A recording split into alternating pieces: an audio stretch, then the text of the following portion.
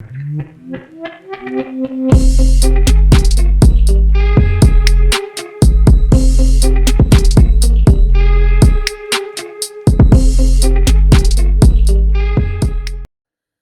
on to the next step of these nightstands, I'm working on the bottom cubby. I need to put some cedar in here to fill it up, make it look flush, and give it the nice finish. So to do so, I'll be using some off-cut pieces and cutting them down to size, and then test fitting them in, and then I will plane them down to be the right thickness. That way I can attach them, it will give me a nice, smooth, flush finish, and I can move on from there. This fit is starting to get really close, so I'm just taking my time, sneaking up on it to make sure I don't take off too much. I really want it to be nice and flush, so it's seamless one piece.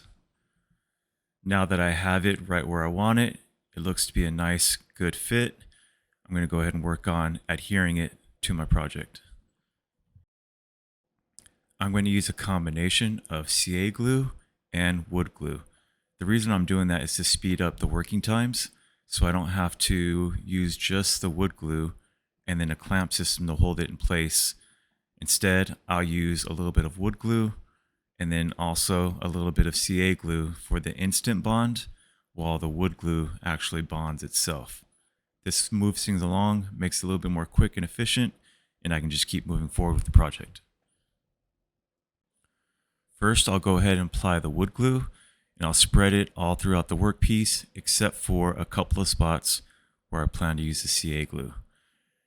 Then I will apply the CA glue to the workpiece and then the activator onto the other piece I'm attaching it to, and then hold it in place firmly for about 20-30 seconds, and then that's it. It will be temporarily bonded by the CA glue until the wood glue has enough time to set up, and then it's good to go.